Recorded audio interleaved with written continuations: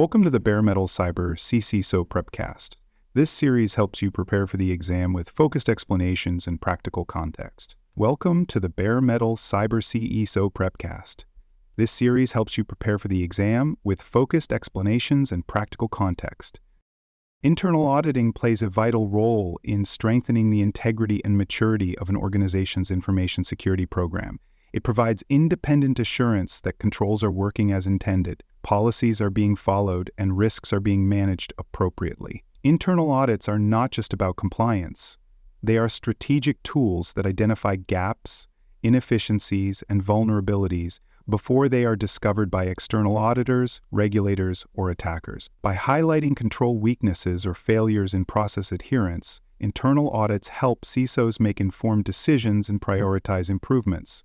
These audits also support governance by ensuring that senior leadership receives accurate and actionable information about the state of the security program. In addition, internal audits enhance risk management by verifying whether mitigation strategies are effective and whether identified risks are being addressed consistently.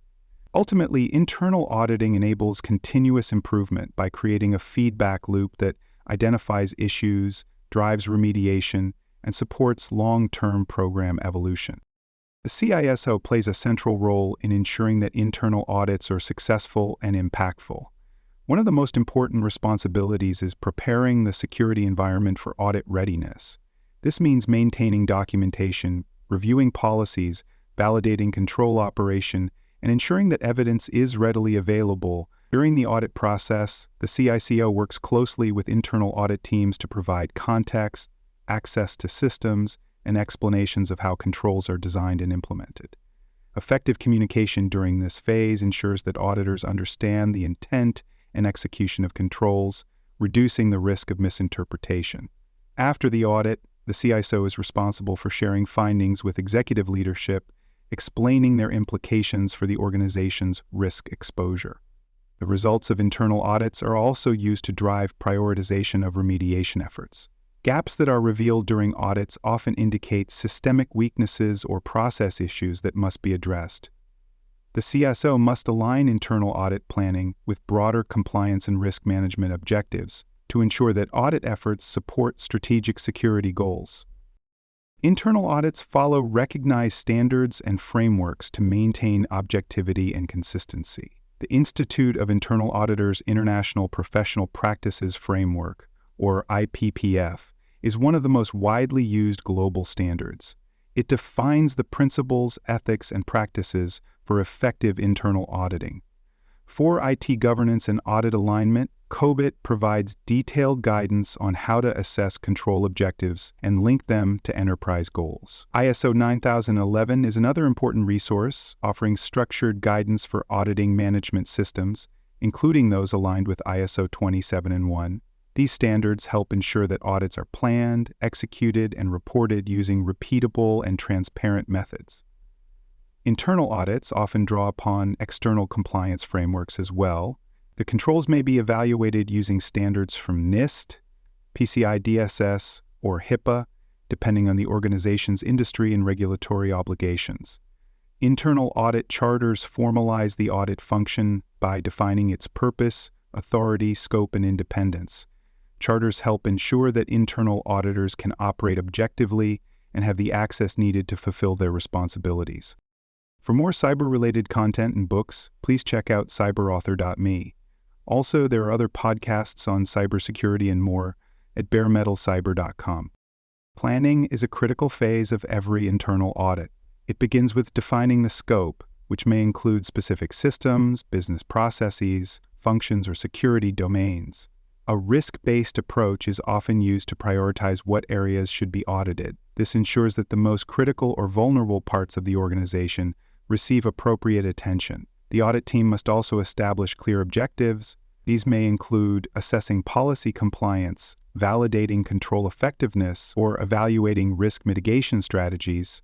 Timelines and resource requirements must be confirmed, and internal stakeholders should be engaged early. These stakeholders, including system owners and department leads, need to understand the goals of the audit and what will be expected of them. The planning phase also involves identifying the criteria against which controls and processes will be audited. These criteria may include internal policies, external frameworks, or legal obligations.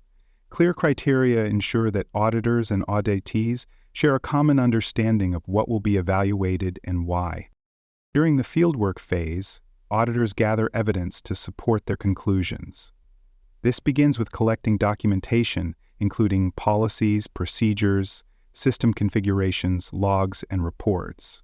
Interviews with control owners provide insight into how controls are implemented and whether they function as described.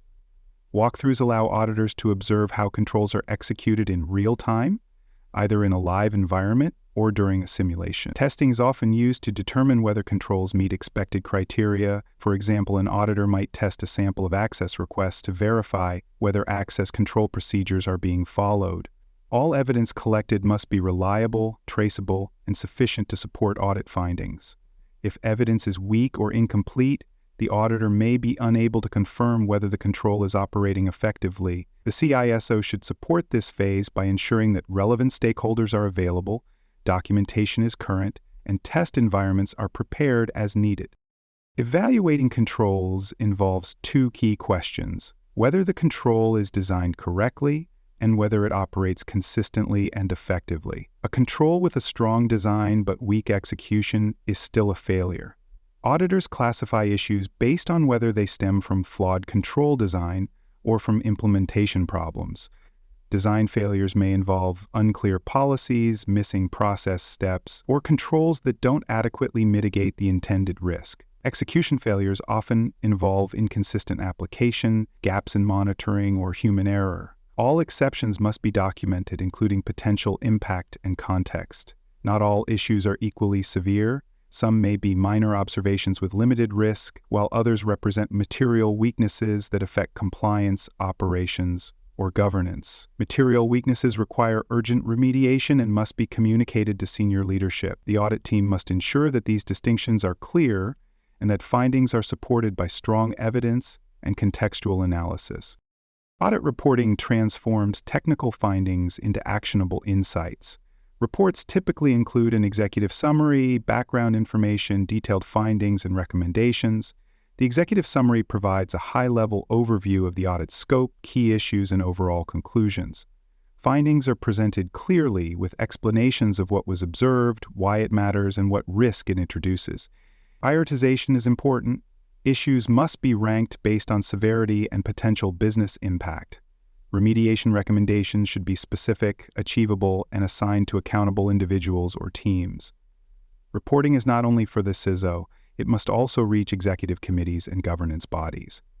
Reports should be tailored to the audience, ensuring that board members understand strategic implications while operational teams receive detailed guidance. Visuals such as risk heat maps, issue dashboards, and control coverage charts enhance clarity and support decision-making. Effective reporting closes the loop on the audit and sets the stage for follow-up and improvement. Remediation is where audit findings are turned into progress. Each finding must be assigned an owner and given a clear timeline for closure. The CISO must oversee remediation tracking to ensure that progress is steady and that any obstacles are addressed. Verification is essential. Once a fix is implemented, it must be tested to confirm that the underlying issue has been resolved. In some cases, follow-up audits or focused control testing may be required. Governance dashboards help track remediation status across departments and identify bottlenecks. Unresolved or overdue findings must be escalated to risk management committees or compliance leadership. Audit findings also provide input for strategic planning. They may highlight training gaps, indicate policy weaknesses, or point to opportunities for automation. These insights should inform updates to the security roadmap, reinforce executive priorities, and demonstrate continuous improvement in risk posture. Continuous audit models are becoming increasingly common. These models move beyond traditional periodic audits by embedding auditing into daily operations. Automated tools, especially those integrated into GRC platforms, allow organizations to monitor control status in near real time. For example, a configuration management tool may validate that systems remain compliant with baseline security settings every day. Continuous monitoring can also be integrated into dashboards that track key risk and compliance metrics. Organizations define control health indicators, such as the number of overdue patches or policy violations, and set thresholds for alerts. This proactive approach allows the organization to identify and address issues quickly. It also supports a culture of audit readiness, where teams are always prepared for evaluation. The CSO must lead the adoption of these models, ensuring that automation is aligned with risk priorities and that results are interpreted effectively. The CCISO exam tests knowledge of internal audit processes through both conceptual questions and practical scenarios. Candidates must understand how internal audits are planned, executed, and reported, and what role the CISO plays at each stage. Terminology such as control testing, audit trail, evidence sufficiency, remediation, and material weakness is commonly tested. Scenario-based questions may ask candidates to choose appropriate remediation steps, explain audit priorities, or interpret audit findings in a governance context. The exam emphasizes the CISO's strategic oversight, ensuring that internal audit supports risk management, drives accountability, and enhances organizational maturity. Candidates should understand how internal audit integrates with governance, compliance, and operational resilience. Mastering this topic prepares CISOs to lead with transparency, align audits with enterprise risk priorities, and build a culture of continuous improvement across the security program. Thanks for joining us for this episode of the Bare Metal Cyber CISO Prepcast. For more episodes, tools, and study support, visit us at baremetalcyber.com.